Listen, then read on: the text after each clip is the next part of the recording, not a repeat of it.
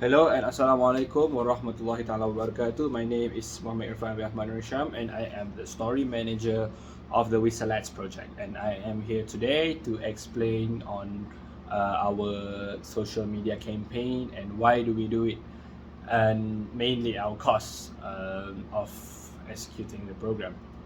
So first things first, the reason why we choose social media is because we can see from our social media action campaign that the primary threat to the language is technology itself. I have a technology one, you have one, and we all have one, at least a mobile phone.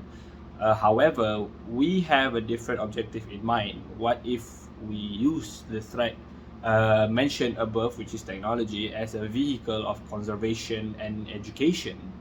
So, as millennials born into a technological era where everything is more accessible, especially when it comes to communicating and inspiring others, it is our utmost responsibility um, to use the technology that has been given to us as a medium of the cause of conservation, because the messages can be easily transmitted among the generation that has been mentioned as the threat of the language gradually fading away from the rifts of time, which is mentioned in our CAA.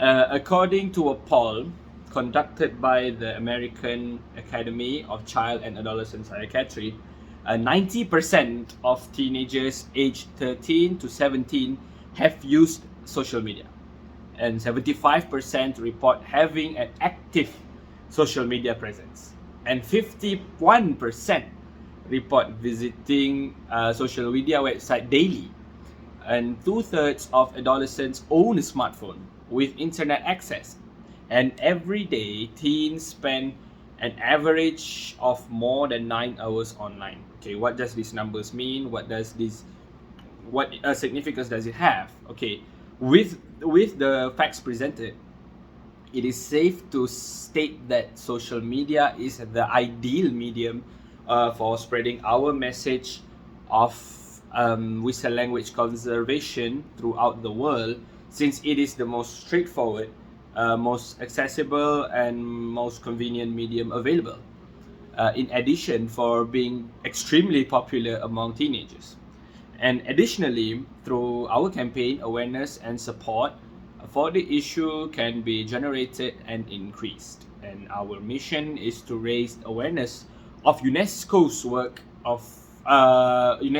to preserve endangered languages. And by partnering with UNESCO, we can further promote the endangered traditions listed on the UNESCO's list of intangible cultural heritage, which includes our Kuskoy bird language.